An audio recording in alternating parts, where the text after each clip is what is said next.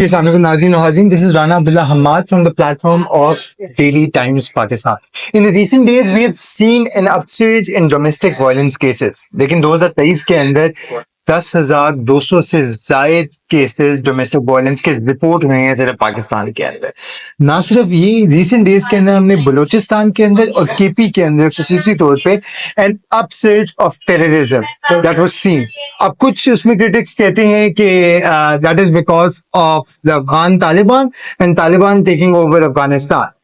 To discuss all these matters and matters of importance, we have a very strong voice who is a legal academic, who is a teacher, who is also an author and a very vocal person against domestic violence. Feminism की एक बड़ी आवाज है, मारिया भी से उनको गालियां पड़ चुकी हुई हैं, and at the same time a vocal supporter of trans rights and rights of women in Pakistan. We over here have Munib Khalid. Assalamu alaikum. Walaikum assalam. Thank you very much for the introduction. I had the honor of reading Paying the Price. Achha. I'm halfway through it and I love it. I love how you have articulated your argument, how you have put, religious extremism को subtly डाले, but लेकिन it is still, there and talking about the core issues. I'm on cloud 9 after listening to that raving review. Yeah. Let's start off with the recent cases of domestic violence जो कि पाकिस्तान के अंदर अभी 2023 की report एक release हुई है जिसके अंदर 10,200 से ज्यादा केसेस सिर्फ रिपोर्टेड केसेस, और अभी 2024 के अंदर जो कि अनरिपोर्टेड एंड अनडॉक्यूमेंटेड केसेस है, अनवेरिफाइड है as of now, that are surpassing 8,557 cases just of domestic violence in Pakistan. What is the reason? How to counter it? Reason social attitudes हैं, क्योंकि अगर आप लॉज देखना चाहें, हमारे स्टैट्यूट बुक्स को देखना चाहें, तो पंजाब का भी अपना एक वो एंटी डोमेस्टिक वायलेंस एक हमारा एक्ट है, सिंध में भी इस तरह के लॉज हैं. हाँ, इस्लामाबाद कैपिटल टेरिटरी के ऊपर कैंसिल कर दिया गया था, लेकिन वो क्यों किया था? क्योंकि जो मैंने भी बात की है सोशल एटीट्यूड्स, कि इसको समझा जाता है जी ये प्राइवेट मामला है, तो क्यों वो खातून सबके सामने why you washing your dirty linen in the public. हमारे भी नानियां दादियां होती थीं, वो चुप करके सब सहती थी. आज की जनरेशन में खवातीन के अंदर तो कोई वो बर्दाश्त करने की रही नहीं कैपेसिटी या टेंडेंसी. सो ये वाला एटीट्यूड बड़ा प्रॉब्लमेटिक है, और फिर इसको टीवी के ऊपर ग्लोरीफाई किया जाता है. और फिर आप देखें कि बड़े बड़े आपके सेलिब्रिटीज के ऊपर जब डोमेस्टिक वायलेंस के इल्जाम आते हैं, एलिगेशन आती हैं, और काफी क्रेडिबल होती हैं, काफी क्रेडिबल सोर्सेज से आ रही होती हैं, एकदम से उनकी दफा में लोग भागे चले आते हैं कि नहीं ये मोहसिन अब्बास हैदर का रीजन ये मैं फिर उस केस में तो मैं लीगल टीम में था मोहसिन अब्बास में, और मैंने खुद देखा था फर्स्ट हैंड के FIR रजिस्टर करवाना कितना मुश्किल है. क्या पुलिस के पास जाते हो तो ये कहते हैं कि जो आप मेडिकल रिपोर्ट लेकर आई हो यार, ये this is not injury enough, bruises लगे हुए वो सब लगा हुआ है, बट नहीं दैट इज नॉट इनफ. तो तब मैं सोच रहा था व्हाट इज इनफ, कि हड्डियां टूट जाए या अगली बेचारी मर जाए, तो तब जाकर आप मानोगे कि अगली की जो इंजरी है दैट इज इंजरी इनफ. और मुझे मीडिया भी याद है वाज वेरी हॉस्टाइल कि प्राइवेट मामले. सो ये सारी चीजों को जो आप मिलाते हो ना, जिस किस्म की मीडिया में गुफ्तगू होती है, जो हमारे एटीट्यूड्स हैं, पब्लिक प्राइवेट डिस्टिंक्शन, तो तब थोड़ी सी एक पैटर्न की समझ आना शुरू होती है कि what is going on. But ultimately women in this country will never get justice जब तक हम इसको ट्रिवियलाइज करते चले जाएंगे, और जब तक हम मेरा जिस्म मर्जी जैसे नारों के खिलाफ नफरत फैलाएंगे. नफरत फैलाने में सबसे पहले आगे फोर्थ फ्रंट के ऊपर मारिया बीइंग, उन्हें रिसेंट हम आए हफ्ते देख रहे होते हैं किसी ना किसी साथ हो रहा होता है. तो मैं इनके ऊपर हैरान हूं कि बहुत आसान है, इनको भी आप लोग बहुत चीजें कह सकते हैं, बहुत ज्यादा, क्योंकि ये ज्यादा वल्नरेबल है फैशन इंडस्ट्री में या एक्टिंग इंडस्ट्री में, शोबिज में. तो rather than empowering other women particularly या even marginalised communities like transgenders, what they are doing is ये लोग अपने, इट्स एन ओन गोल, ये अपने ही खिलाफ कर रहे हैं जो भी कर रहे हैं. क्योंकि इनका, मैंने जो कहा है कि नंबर 1 हमारे मुल्क में जब आप खातून हो आप वैसे वल्नरेबल हो, आप और फिर आप खातून होकर आप एक वर्किंग वुमन हो, आप अपने दम पे खड़ी हुई हो, जैसा भी आप, मतलब बड़े लोग होंगे उनको डिजाइन अच्छे लगते होंगे, मारिया भी के नहीं अच्छे लगते होंगे, लेकिन you made your point and आपने जाकर अपने झंडे गाड़े हैं फैशन इंडस्ट्री में, शोबिज़ इंडस्ट्री में. अब मिशी खान है, आपकी पुरानी क्लिप्स कोई भी निकाल सकता है, और फिर वो वहां आपके ऊपर ये वाली गेम खेल सकता है कि जी आप तो अगर हम दीनी लेंस से देखें, अगर हम पाकिस्तानी कल्चरल नॉर्म्स के लेंस से देखें, तो आप इसमें खरी नहीं उतरती. तो ये वाली गेम अगर खेलनी है तो ये आपके खिलाफ भी खेली जा सकती है. इसलिए आपसे, मतलब मैं इन सबसे मुखातिब हूं कि यार होश के ना हूं, तो आप लोग थोड़ा रिस्पॉन्सिबली बोलना सीखो और देखो कि अगर कोई आपकी जान खतरे में नहीं डाल रहा, आप भी किसी की जान खतरे में ना डालो।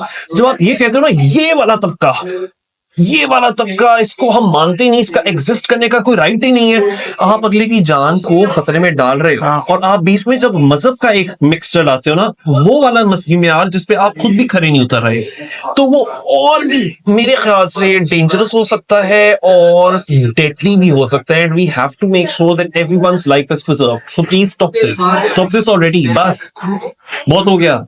You talked about marginalized communities in Pakistan too, and you've been very vocal about the rights of minorities in Pakistan. Rugby के लिहाज से पाकिस्तान के अंदर बलूचिस्तान सबसे बड़ा सूबा है, and recently since the start of 2024 we have seen an upsurge in terrorism specifically pertaining to Balochistan and Khyber Pakhtunkhwa. Khyber Pakhtunkhwa के अंदर से अगर हम लोग डेटा निकाल के देखें तो हमारे सामने ये आया कि almost 167 cases of terrorism were reported. If we on the other hand if we see Balochistan, तो we have seen कि बलूचिस्तान के अंदर जिस तरीके से 225 cases of terrorism activities were reported. Reason क्या है? क्या पंजाबियों के खिलाफ ये जंग ही है सिर्फ, या how do you see the matter of Balochistan? बहुत बहुत अफसोस और मायूसी मुझे होती है कि मुझे अभी कुछ देर पहले तक लग रहा था कि पाकिस्तान के अंदर ना रिलीजियस एक्सट्रीमिज्म की वजह से जो रिलीजियस डिविजन है वो हमें सस्टेन नहीं होने दे रही। सो मुझे ये लग रहा था कि यार इस वक्त जो मुल्क जिस हालत में है वो अनसस्टेनेबल है, मुझे कोई फ्यूचर नहीं दिख रहा। उसने एक और ट्विस्ट आप लोग थ्रो कर दो एथनिसिटी का। मुझे अभी ये बड़ी एक रूड अवेकनिंग मिली है, मुझे पता था ये हो रहा है, मतलब मैं पढ़ता रहता था सोशल मीडिया के ऊपर कि जी पश्तून वर्सेस पंजाबी वाली कॉन्वर्सेशन हो रही थी, बलोच वर्सेस पंजाबी वाली हो रही थी, तो मैं जानता था कि बहुत लोग हैं डिस्ग्रंटल्ड हैं और वो अपनी एथनिक आइडेंटिटी को लेकर एक दूसरे के साथ पता नहीं क्यों लेकिन नफरत में मुब्तला है। पता भी है, समझ भी आती कॉन्टेक्स्ट की, लेकिन इसीलिए उनको उनके राइट्स नहीं मिलते, Exactly. उनके रिसोर्सेज नहीं मिलते। तो कितनी है वो डिवीजन है ना नैरेटिव्स की। सो लेकिन ये जो अभी हुआ है कि वर्कर्स के ऊपर पंजाबी मजदूर थे और वो बलूचिस्तान पहुंचे और उनमें से 23 को जान बहक कर दिया गया और उनके आईडी कार्ड्स देख के, शिनाख्ती कार्ड देख के। खास तौर पे के पंजाब से हैं। मुझे और फिर मैंने सोशल मीडिया पे जो बैकलैश देखा और जो मैंने पोलराइजेशन सोशल मीडिया पे देखी, फिर ईमान मजारी के खिलाफ नफरत, फिर ये कि ये तो वो नारंग बलोच के खिलाफ, नारंग बलोच और महल बलोच जी। अब वो कहते हैं कि जी ये महल बलोच थी जिससे मुलव्वस थी, और फिर ईमान मजारी कहती है कि वो दूसरी महल बलोच है जिनका उन्होंने दफा किया था एज अ लॉयर। सो फिर भी नफरत नफरत नफरत, वो ड्रैकुला वाले टीथ आप डालकर मीम्स बना रहे हो ईमान मजारी के। मुझे तब अंदाजा हुआ कि एक तो रिलीजियस डायमेंशन है ना, एथनिक डायमेंशन भी है, ये तो उसी के ऊपर एक दूसरे पे पड़ेंगे। और मैं कह रहा हूँ कि people who are very balanced in their ideas वो भी एक्सट्रीम से जाते हुए नजर आ रहे हैं मुझे। सो ये बड़ा अनफॉर्चुनेट है, लेकिन इस पे नी जर्क रिएक्शन देना कि जी सारे बलोच ऐसे हैं तो पंजाबी लोग अब बलोच के ऊपर गुस्सा करना शुरू हो जाए, या ये कि बलोच लोग फिर पंजाबियों से नफरत करना शुरू हो जाए, इट्स अनप्रोडक्टिव। तो what is the solution for it? Solution है ट्रूथ एंड रिकंसिलिएशन। एंड अभी मैं खुश हूं कि मैंने पढ़ा है कि राना सनाउल्लाह ने कहा है वो ट्रूथ एंड रिकंसिलिएशन कमीशन बनाएंगे। वो तो रात को हामिद मीर के प्रोग्राम के अंदर कैपिटल टॉक के अंदर भी उन्होंने ये वाली बात की है, लेकिन दिस इज द फर्स्ट पीटेंस जिसके ऊपर शहबाज शरीफ भी, जरदारी साहब भी और शहबाज शरीफ ने ये भी कहा है कि वो जाके विजिट भी करेंगे। लेकिन उसी तर्ज अमल पे ये भी स्टेटमेंट आई कि मोहसिन नकवी ने ये बात कही है कि एक SHO इस सबको डील कर सकता है। वही बात है ना कि आप अगर वायलेंस को समझते हो कि वो सोल्यूशन है, अनफॉर्चुनेटली हमारे मुल्क में जब कभी वायलेंस रियासत ने या नॉन स्टेट एक्टर्स ने किसी ने भी वो अप्लाई किया है, वो सिर्फ मल्टीप्लाई होता रहा है। तो बलूचिस्तान के अंदर ना हर किसी को आप एक तरीके से पेंट नहीं कर सकते कि जी ये जो प्रोटेस्टर्स हैं ये सारे इसके पीछे हैं, आप नहीं स्केपगोट बना सकते।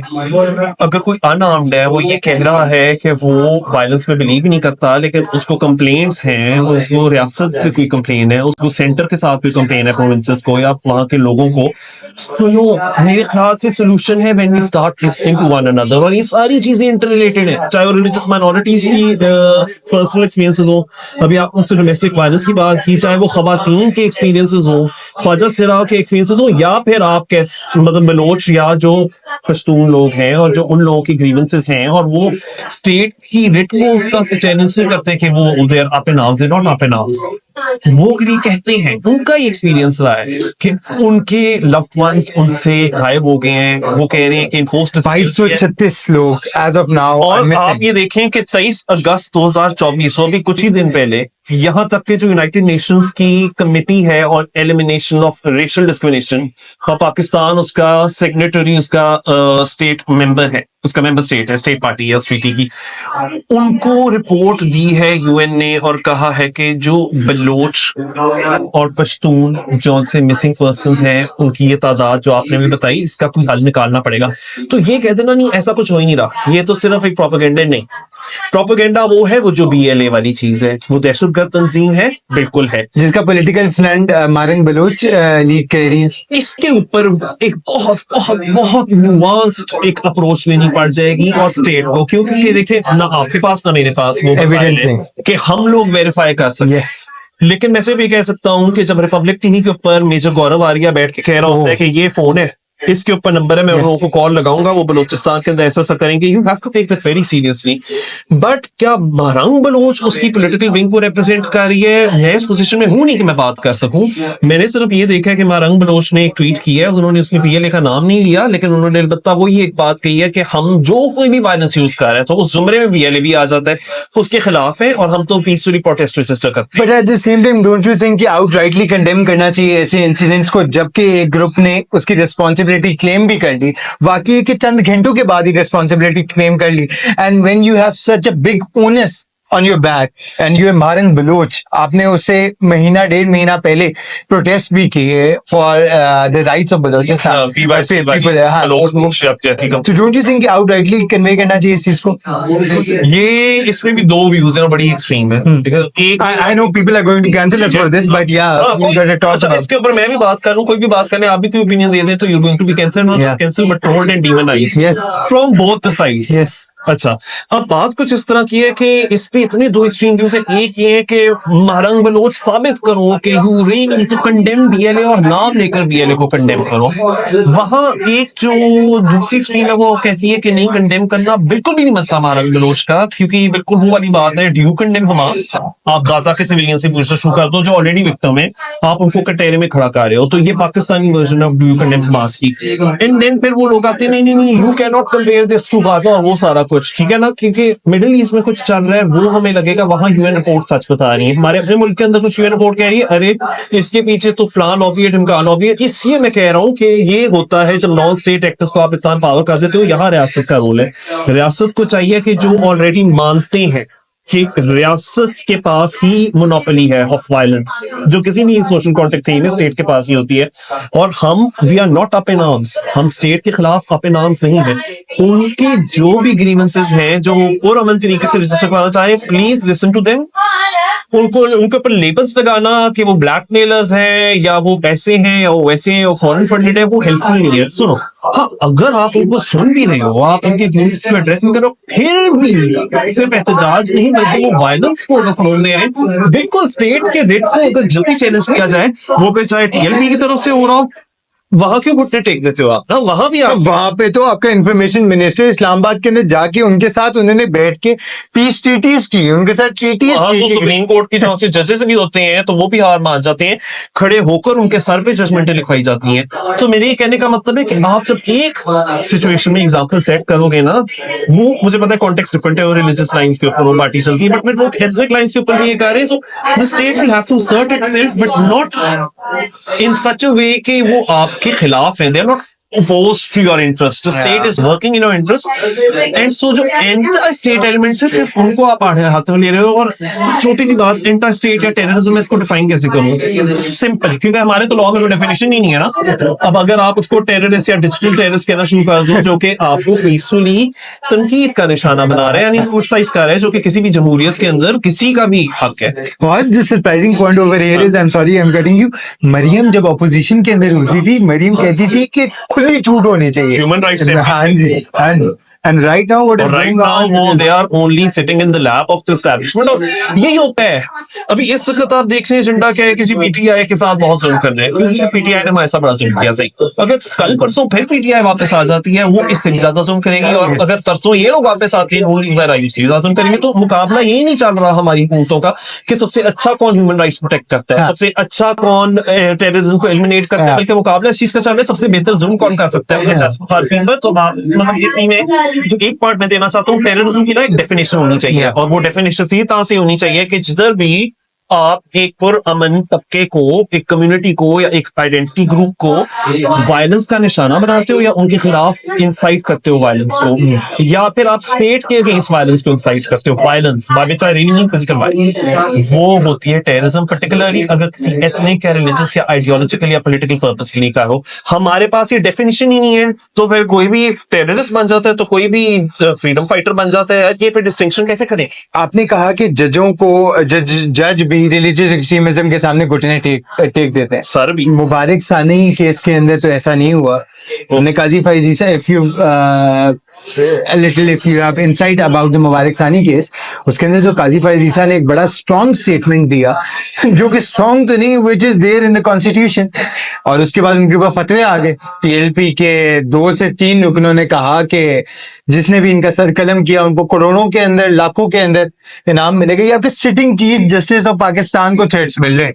So there are pretenses of this too, जिसके अंदर खड़ी होती है। आप ये देख लो, इधर आप पंजाब में कोई भी शहर में, लाहौर में, अगर आप सड़कों में निकलो तो रिक्शे के ऊपर ये टीएलपी के पोस्टर भी लगे हुए हैं, कोई बैन नहीं लगाया जा रहा। देखें, ये भी तो बीएलए ही है। देखिए, बैन अगर लगाएंगे तो फिर तो दोबारा बात होना शुरू हो जाएगी ना कि आजादी ये राय नहीं है पाकिस्तान। वही मैंने भी कहा है ना, तो इसीलिए आजादी राय वर्सेस हेट स्पीच के बीच की जो लाइन है वो कभी ब्लर नहीं होनी चाहिए, और वो जानबूझ के ब्लर की जाती है, और सिर्फ टीएलपी की तरफ से नहीं, आपके सियासतदानों की तरफ से, चाहे फिर वो पीटीआई वाले हो, नून लीग वाले हो, पीपल पार्टी हो। आप ये देखिए कि आखिरी दफा कभी ऐसा, मुझे जरा बताएं, आप क्या याद पड़ता है the last time PTI, PML and people's party were all on the same page? They were Never. just a few days ago in the Mubarak Sani case. They were all on the same page. No. But so there was a context in this कि पंजाब के अंदर से, जो कि पंजाब के ये चौधरी असलम इकबाल वगैरह हैं, और पीटीआई की जो रहनुमा है पंजाब से, they were supporting this narrative that was led by TLP and other Islamic scholars, so-called Islamic scholars in Pakistan, जो कि उसके बाद भी सुप्रीम कोर्ट के अंदर पिटीशन गई थी। I might be wrong in this, but ये उन्होंने सारों ने खुद कहा है। अभी मैं पीटीआई वालों के भी सुन रहा था बात करते हुए, और ये तो मौलाना फजल ने भी कहा कि इसके ऊपर तो अपोजिशन भी और गवर्नमेंट सारी सेम पेज में है। और वो क्या है कि चाहे वो अली मोहम्मद खान की नेशनल असेंबली में स्पीच हो, या हनीफ अब्बासी की हो, नून लीग की तरफ से, पीपल पार्टी की तरफ से अब्दुल कादिर पटेल, वो बाकी सारी सेम पेज में थे। क्योंकि वो ये कह रहे थे कि ये स्टेट अगर नहीं पकड़ती लोगों को और रिलीजियस ग्रुप्स को, रिलीजियस माइनॉरिटीज को, तो फिर नॉन स्टेट एक्टर्स कर देंगे और जस्टिफाइड होगा। अब आप ये okay, now I get your point. Now I get your point. Ideas, तो ये तो सक्सेसिव गवर्नमेंट्स ने इस तरह से किया है कि एम्पावर किया है और डेलीगेट कर दिया है अपना work to non state actors के पीछे के दरवाजे से कर लो, ताकि हमारे ऊपर उलामा ना आए। हम वो जो इंटरनेशनल कमिटीज के आगे मुंह दिखा रहे होते हैं ना, हम मुंह दिखा सकते हैं we doing a lot to curb terrorism and extremism, but दूसरी साइड से करो जो करना है अंदर से कर जाओ। सो वी एटलीस्ट जो थोड़े बहुत लोग रह गए हैं जो पाकिस्तान को एक तरक्की याफ्ता मुल्क के तौर पर देखना चाहते हैं, कौन है वो थोड़े बहुत लोग? फॉलो करना। आपकी बात कर रहा हूँ। सो और आप कर रहे हो, you playing a part. I mean when you just start questioning, अगर आप ये करोगे जी नून लीग के खिलाफ कभी कुछ नहीं कह सकते, they can never go wrong. आप प्रोपेगेंडा सर्व कर रहे हो, you have to make sure कि you keep every leader on their toes, चाहे वो ऑपोजिशन से हो चाहे गवर्नमेंट से हो। So I am sorry but freedom of speech is not, free speech is not an absolute right, it's a qualified right. जिधर law and order situation में खतरा होता है तो वहां वी हैव अ प्रॉब्लम। और यही मैं कह रहा हूं कि टीएलपी टाइप्स अगर वो इस तरह से देखें, हजार के लिफाफे लेने वाले करोड़ों की बातें कर रहे हैं। सबसे पहला तो ये सवाल पैदा होता है, और लिफाफे उनको क्यों बांटे जा रहे हैं? फिर रियल वाले पावर होते हैं चीज देखकर ना। तो ये मैं कह रहा हूँ कि जो लिफाफे उनको मिलने तो हमें भी मिलने चाहिए। सबको ये लगना शुरू हो जाता है ना कि फिर जितना आप लोग सीना वो जनरल का मैं नाम मेरे जहन से निकल गया है, बट वो टीएलपी की वर्कर्स को ही जो 5-5 हजार के नोट्स दे रहे थे, और वो भी किसके कहने पर अब वो सारी चीजें भी खुल रही हैं। वो टॉप सिटी केस में भी खुल रही है, उससे रिलेटेड मैटर्स भी। असदूर के साथ एक गुफ्तगू के अंदर असदूर ने सबसे पहले मुझे इस बारे में बताया, टॉप सिटी के केस के बारे में, जी जो कि जनरल रिटायर फैज हमीद के ऊपर एलिगेशंस हैं और नजफ हमीद उनके भाई के ऊपर एलिगेशंस हैं। उन्होंने अपने बंदे भेज के कमर मुइज खान के ऊपर एक असॉल्ट करवाई एंड उनके बच्चों के सामने उनके मुंह पर जूते भी रखे गए। उसके बाद अब कोर्ट मार्शल भी तो हो रहे हैं ना, और क्या करें पाकिस्तानी फौज।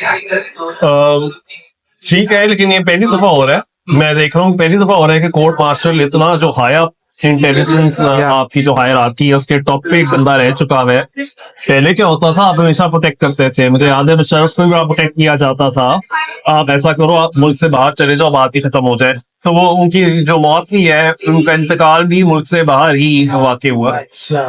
अब हमें इधर जो जनरल फैज वाले टॉप सिटी केस में दिख रहा है वो बड़ा अनप्रेसिडेंटेड है, लेकिन वो शायद आई थिंक उस नहर तक हम लोग पहुंच चुके हैं कि ना इमरान खान साहब ने क्वेश्चन द मिलिट्री।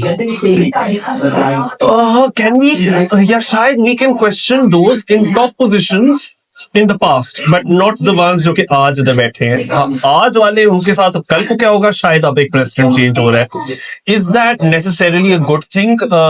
नहीं, गुड थिंग उस दिन होगी जिस दिन अकाउंटेबिलिटी होगी, not for some political I think engineering तो फिर तो जनरल जहीरुल इस्लाम की भी होनी चाहिए, जनरल पाशा की भी होनी चाहिए, जो ट्रॉयका बना हुआ था जनरल बाजवा की भी होनी लेकिन इन अ वे एटलीस्ट हम पास्ट इनजस्टिसेस को या पास्ट चैप्टर्स को खोल रहे हैं, हम रिफ्लेक्ट कर रहे हैं, तो जो देखने वाले हैं जो थोड़ा बहुत एक किसी कल्ट को नहीं फॉलो करते, थोड़ा होश रखते हैं, थोड़ी अकल रखते हैं, वो ये समझ सकते हैं कि यार जो चीज पहले होगी वो शायद अभी भी हो रही हो या शायद वो आइंदा हो सकती है। तो उस तरह से it's a bit of a progress, but इसके ऊपर प्लीज मतलब लोगों को ये नहीं चाहिए कि मिसअंडरस्टैंड करें कि ओ अब देखो कितनी ट्रांसपेरेंसी आ गई है।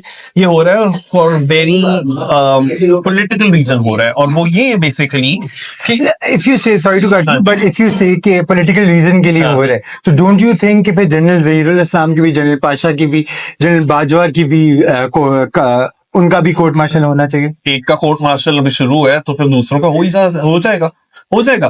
तो एक तबका है जो शायद डरा भी उस चीज के बारे में, ठीक है ना, मुझे तो नहीं पता, बट अंदाजा लगा रहा हूं कि आप अगर उनकी सिचुएशन में होगे, इट्स ओनली नेचुरल कि आपको भी होगा कि यार अगली बारी तो फिर मेरी आ रही है। लेकिन यहाँ खान साहब और उनकी जौन सी पूरी एक ब्रिगेड थी ना, और वो जो जनरल पैज विंग था और उनके जौन से लेफ्ट ओवर्स पीछे रह गए हुए थे, they did try to cause mutiny. मैं मतलब लोग पता नहीं मानेंगे या नहीं मानेंगे, लेकिन आप पूरी चीज को स्टडी करो, उन्होंने म्यूटिनी कॉज करने की कोशिश की थी, ये रेड लाइन थी आई थिंक हमारे हसास इदारों की, जो कि ये क्रॉस करना शुरू हो गए थे, जो हमने 9 महीने भी देखा। कहा जाता है कि जनरल फैज इट स्पीयरहेडेड इट, और ये मतलब कहा जाता है, सुनी सुनाई बातें नहीं है, ट्रस्ट मी ब्रो वाली बात नहीं चल रही। डॉन ट्रिब्यून आपकी चॉइसेस जो हाईएस्ट जर्नलिस्टिक सोर्सेस इस मुल्क में बैठी हैं वो ये कह रही हैं, यहाँ तक इंटरनेशनल मीडिया भी the little bit interest they have in Pakistan.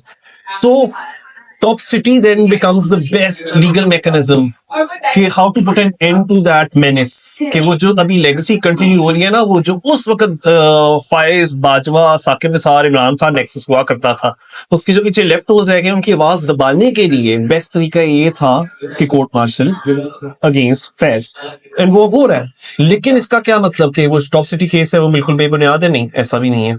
उस केस में बहुत ज्यादा मेरिट है, ठीक है ना, आपने ये इसका मोइस का नाम लिया है, इसके सर पे जूती रखी गई, कहा गया अच्छा ऐसा करो, वो जो 400 तोले का सोना है वो मुझे दे दो, हमने कहा वो वापस नहीं करेंगे, वो वापस नहीं है, हमने काफी कुछ लूटा लेकिन वो चीज वो नहीं वापस करेंगे। तो इसका शायद अपने बच्चों की शादी पे लगाना हो, क्योंकि शादी तो बहुत लेविश वो कहते थे, इसका मतलब कि फिर तो उनको भी पैसा बड़ा अच्छा लगता है। इसका ये मतलब है कि चाहे 190 मिलियन पाउंड वाली चीज हो, चाहे वो 400 तोले वाली बात हो, तो it's you know like pot calling the kettle black, ये वो वाली सिचुएशन हो गई ना सामने हमारे।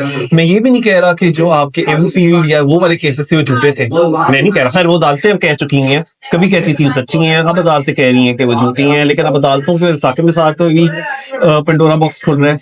कैसे मैं बता सकता हूँ कि जनरल फैज से एक तरह से इमरान खान ने खुद को डिस्टेंस भी किया, लेकिन वो अभी भी ओन अप भी कर रहे हैं, मतलब थोड़ा बहुत वो प्यार की झलकियां दिखाते रहते हैं खान साहब। उन्होंने अभी भी कहा है कि यार वो अफगान तालिबान के साथ वही बात करने वाले थे, वही सुनो। मेरा ये सवाल है कि जनरल फैज की इतनी होल्ड कैसे थी अफगान तालिबान के ऊपर कि वो उनके through He was the DGI, sir. He was the नहीं DGI. तो आज वाले क्यों नहीं कर सक रहे? इमरान खान ये क्यों कह रहे हैं कि जो गुजरे हुए कल के DGIS आए सिर्फ वो ही कर सकते थे इस चीज को?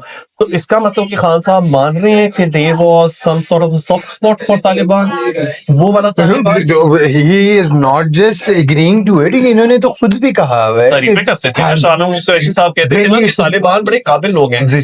खान साहब कहते थे इट्स देयर कल्चर, Yes. इसमें इंटरवीन नहीं करना, दे हेट वेस्टर्न इंपीरियलिज्म। अच्छा सही, बहुत अच्छा हो गया खान साहब। तो जब आपके ह्यूमन राइट्स वायलेट हुए हैं तो साद आलम को गोलियां लगी, मतीउल्लाह जान को अब्डक्ट किया, असद तूर के ऊपर गोलियां, वो कहते तो मुझे हुआ, पता ही वो तो नहीं कहते हैं, वो नहीं पता, लेकिन खुद के साथ हो रही है। किसको कंप्लेन कर रहे हैं? वो वेस्टर्न वर्ल्ड को कर रहे हैं। यस चांसलरशिप किधर की चाहिए? सेकुलर वेस्टर्न यूनिवर्सिटी ऑक्सफोर्ड की चाहिए, ठीक है ना? वहां से उधर जो पाकिस्तान के सियासी हालात के बारे में तो क्या उसने पाकिस्तान में कदम नहीं कभी रखा उनके बेटे ने। वो अब लिख रहे हैं कि अब्बा को चांसलर बनाओ, हाँ जी। अब्बा को वोट दो। अब्बा से बात भी नहीं करवा चल रहे रहे हैं, ठीक है? अब्बा से बात अब भी वो नहीं ऑक्सफोर्ड के अंदर भी वो कोई फॉर्म 47 चांसलर ना आ जाए, ठीक है? उनको उस चीज का डर लगा हुआ है।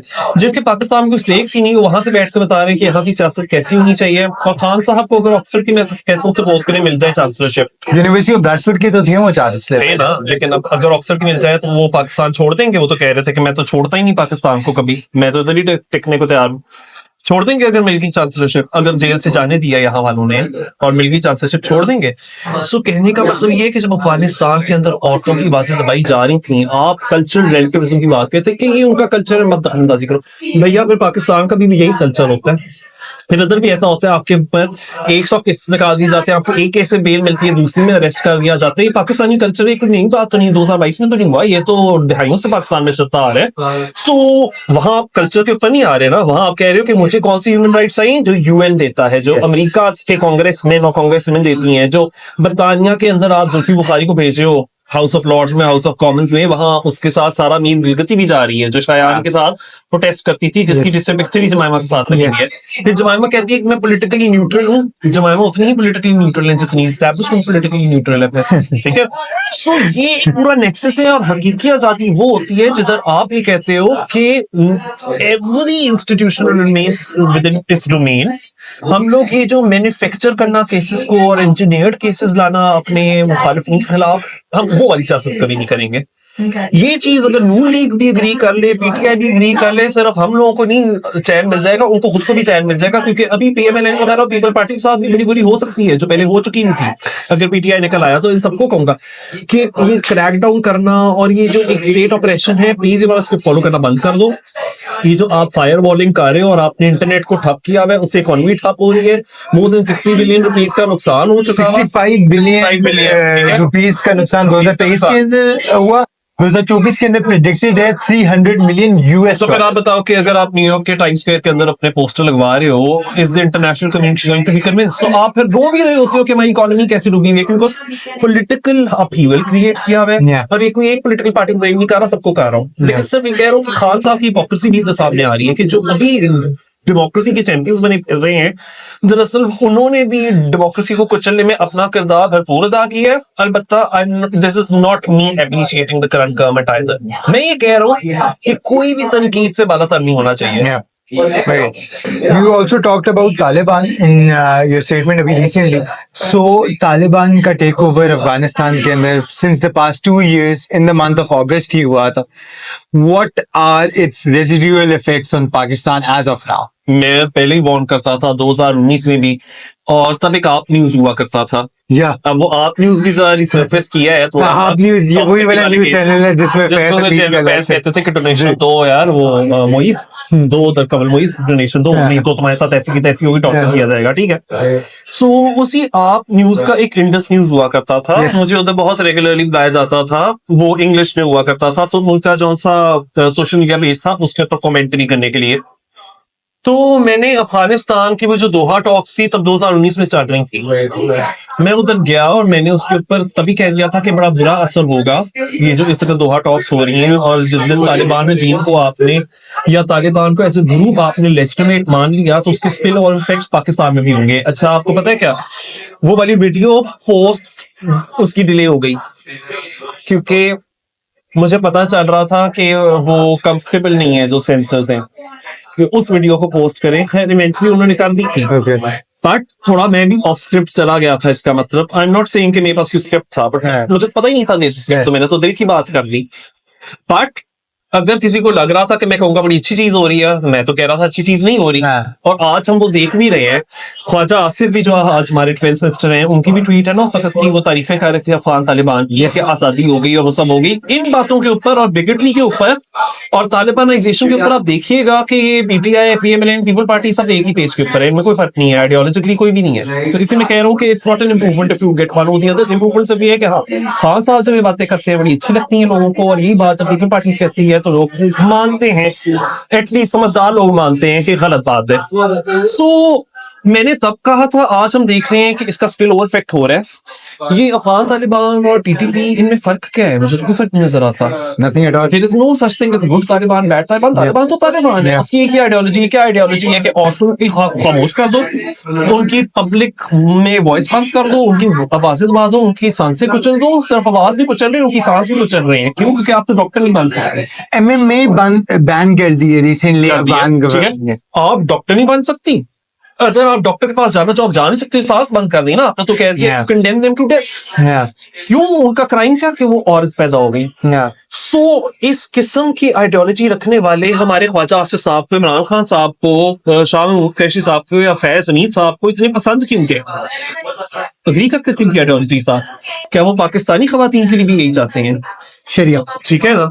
अब अच्छा, अब अगर मैं वो भी बात करूं कि ये क्या शरिया चाहते हैं, उसकी भी वर्जन है ना। ये वो वाला वर्जन चाह रहे हैं स्ट्रिक्ट, जो हमें हेल्पफुल कर रहा और जब खुद के ऊपर आते हैं, खुद पे इज्जत केस वर्डिक्ट आता है, कहते हैं प्राइवेट मामला है। खुद के लिए इनको सेक्युलरिज्म चाहिए, सिर्फ दूसरों के लिए। उसी तरह से मारिया भी आज यही कहेंगे, और बिशी खान भी यही कहेंगे कि उनको अफगान तालिबान वाला स्टाइल चाहिए, क्योंकि उनकी अभी मजलिस पाकिस्तान काउंसिल चाहिए। उन्होंने ये औरत मार्च और भी बड़ी बुराइयां की, बहुत ज्यादा की है, तरक्की की है, क्योंकि ये लोग अपना टिकट कटाकर चले जाएंगे यूरोप में जिस दिन इधर अफगान तालिबान में चीन आ गई है, और मैं कहेंगे कि अब तुम लोग फॉलो करो। तो जब दूसरों को आप कहते हो मजहबी म्यार के ऊपर खड़े उतरो, और वो म्यार जो कि इनके लिए खुद अनअटेनेबल है, और हमारे लिए सेकुलर राइट्स होने चाहिए। हमारी दफा हम यूएन को कंप्लेन कर रहे हैं।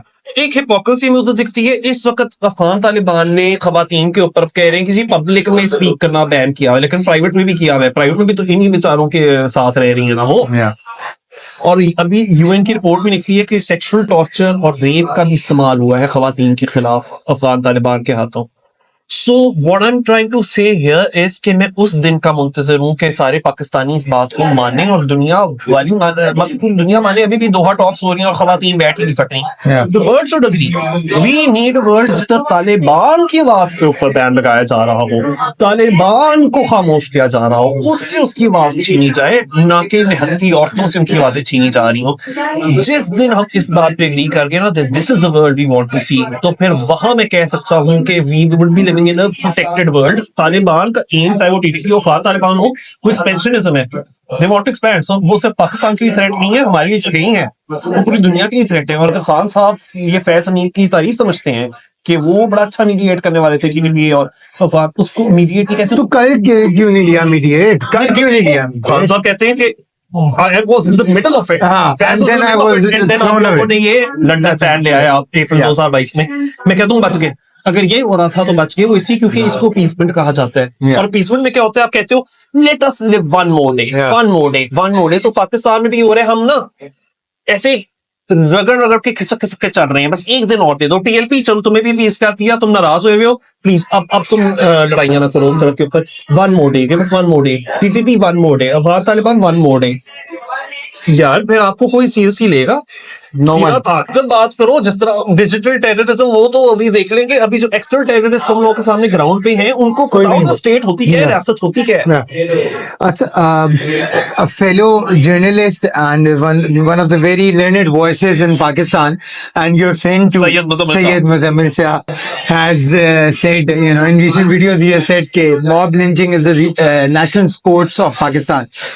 Do you agree with the statement कि such sweeping statements should be made or not in Pakistan? जबकि इतना polarized already है Pakistani society. It's not a sweeping statement. I think it's a very balanced statement. एक national sport है, वो है। यकीन नहीं आता, आजमा कर देख लो।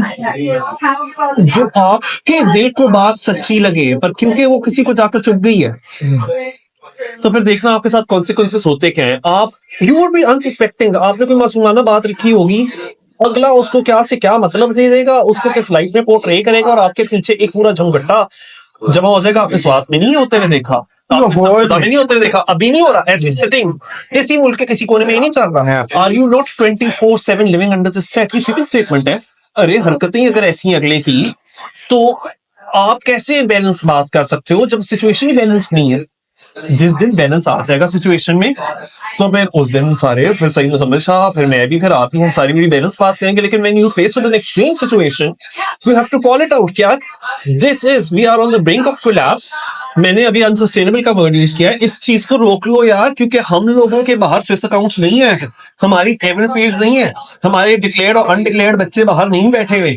सो we have no other place to run to. Please इस मुल्क को बचा लो, इस झमघट्टे को रोको। इस मॉब के अगेंस्ट आपको स्टेट की एक मोनोपोली और एक रिट अनलीश करो, जो आप अनलीश करते हो अगेंस्ट एनी, मतलब टिकटॉकर कॉमेडियंस। फॉर हेवन सेक, आप उनके खिलाफ कर रहे हो।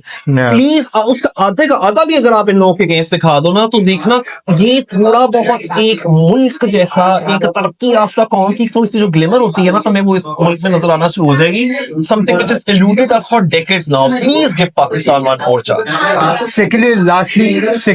Secularism for Pakistan or democracy for Pakistan or secularism inside democracy for Pakistan? देखिए, अगर एक दिन Because I am asking you this because you've been labeled कि आप एक liberal secularism का narrative fascist का narrative पाकिस्तान के अंदर promote कर रहे हैं. That is why I am asking you. अच्छा, अब देखे ना, प्रमोट करना भी तो होता है कि प्लीज आज हमारा प्रोडक्ट खरीद लीजिए, ये इतने का। वो तो खैर मैं कर नहीं सकता, क्योंकि सेक्युलरिज्म शेल्फ के ऊपर नहीं आपको मिलती कि आप वहां से उठाओगे और मिल जाएगी। हाँ, अगर आज आप सोचें मिरेकुलसली हमारे मेन स्ट्रीम पॉलिटिकल लीडर्स है, वो नून लीग हो या पीटीआई हो या जो भी हो, वो आज उठ के कहते हैं चलो जी सेकुलर पाकिस्तान बनाना है। सड़कों पर वही लोग निकलेंगे जिनके आगे आप घुटने भी टेकते हो और सर भी टेक देते हो, वो निकलेंगे एग्जैक्टली, और मतलब के रोना मच जाएगा। तो वो तो इतनी आसानी से होने नहीं वाला। तो वो किस तरह से होगा? डेमोक्रेसी का अगर आप ये मतलब लेते हो कि मेजोरिटी इज ऑलवेज राइट, तो मेजोरिटी इस मुल्क में क्या चाहती है वो आप जानते हो। मेजोरिटी इस मुल्क में वही चाह रही होती है जो आपने स्वात इंसिडेंट में देखा, जो आपने सियालकोट में दिसंबर 2021 में देखा। मैं उसको मेजोरिटी क्यों कह रहा हूँ? क्योंकि यार सियालकोट के अंदर 400 लोग थे ना तकरीबन, जो एक बंदे की जान पीछे पड़े थे। तो जब ये रेशो है 400 वर्सेस 1 का, तो मेजोरिटी पर ये चाह रही है, और वो 1 माइनॉरिटी है जो ये कह रही है नहीं यार जियो और जीने दो। तो उसका मतलब ये कि डेमोक्रेसी जिस किस्म की आप इधर मॉब मेजॉरिटेरियनिज्म लेकर आए हो, उसमें तो नहीं सेक्युलरिज्म आपको मिलने वाला। हाँ, फिर आपको क्या करना पड़ेगा कि जो कोई पाकिस्तान पीनल कोड के खिलाफ जाकर स्टेट की रिट को चैलेंज करता है और वायलेंस का सहारा लेता है सड़कों पर या डिजिटल प्लेटफॉर्म से वायलेंस को इंसाइट करता है, आपको सबको जेल में डालना पड़ेगा। अब अगर ये फैशिज्म लग रही है, डिक्टेटरशिप लग रही है, मुझे तो ये पाकिस्तान पीनल कोड लग रहा है, तो आप मुल्क का कानून कह रहे हैं, बस उसके ऊपर अमल दरामद नहीं होता, उनकी तरफ से छूटता से होना चाहिए, यानी सो वो जब होगा तो आप सेकुलर वैल्यूज के ऊपर बेस्ड एक डेमोक्रेसी लाओगे, विच विल बी, जो मैंने अभी एक फॉर्मूला बताया, फॉर्मूला ये, अगर ये इंसान, इसका जो भी धर्म क्यों ना हो, मजहब क्यों ना हो, इसका जो भी ये सेक्ट को क्यों ना हो बिलोंग करता हो, या जेंडर क्यों ना हो, या एथनिसिटी, रेस क्यों ना हो, क्लास क्यों ना हो, अगर ये बंदा किसी और शख्स या ग्रुप को फिजिकल वायलेंस की थ्रेट नहीं पेश कर रहा और ना ही रियासत के अगेंस्ट फिजिकल वायलेंस के इस्तेमाल को थ्रेटन कर रहा है, तो फिर ना इसको नॉन स्टेट एक्टर्स ना इसको रियासत छू सकते हैं। क्योंकि ये चीज हमारे पाकिस्तानी मुसलमान भी वेस्टर्न वर्ल्ड में चाह रहे होते हैं, जब उधर गए होते हैं स्टूडेंट वीजा के ऊपर या वर्कर वीजा के ऊपर, तो वहां आपको ये चीज इतनी अच्छी लगती है, यहाँ इतनी बुरी लगती है। So that's not a threat to your identity, you know, आपकी रिलीजियस आइडेंटिटी, आपकी कल्चरल आइडेंटिटी बरकरार रहेगी इस फॉर्मूले के अंदर। सो अगर सेकुलरिज्म का ये मतलब लूं कि आप किसी भी निहत्ते की जान को खतरे में नहीं डाल सकते, अगर वो आपकी जान को खतरे में नहीं डाल रहा, तो फिर I think Pakistan will progress a lot on that basis. और हम इस वक्त क्या कर रहे हैं, हम डिस्क्रिमिनेशन कर करके कि जी सेकंड और थर्ड रेट सिटीजन है, क्यों? क्योंकि इसके बिलीव्स को भी स्टेट रेगुलेट करेंगी। तो उस वजह से आप अपना ही जो लोकल होम ग्रोन टैलेंट है, पाकिस्तानी टैलेंट है, आपको वेस्ट कर रहे हो। और तरक्की याफ्ता कौमें क्या करती है, अपने टैलेंट को फुल यूटिलाइज करती हैं, वो उसके अगेंस्ट डिस्क्रिमिनेट नहीं करती हैं। जहां डिस्क्रिमिनेट करती हैं तो हर उस कौम की डाउनफॉल आती है। तो पाकिस्तान को मैं यही कह रहा हूँ, प्लीज एक और चांस दे दो। शुरू में मुझे पता है कि वो रास्ता बड़ा मुश्किल होगा to ultimate success, but the moment you start following your own law जो कि वायलेंस को मना करता है, और जो वायलेंट है एक्चुअली, जो टेररिज्म फैला रहे हैं, जो वायलेंट एक्सट्रीमिस्ट है, आप उनको आड़े हाथों लोगे, फिर देखना there is long road to peace. Long road to peace, live and let live. Thank you so much, Manish, for your time. Thank you very much.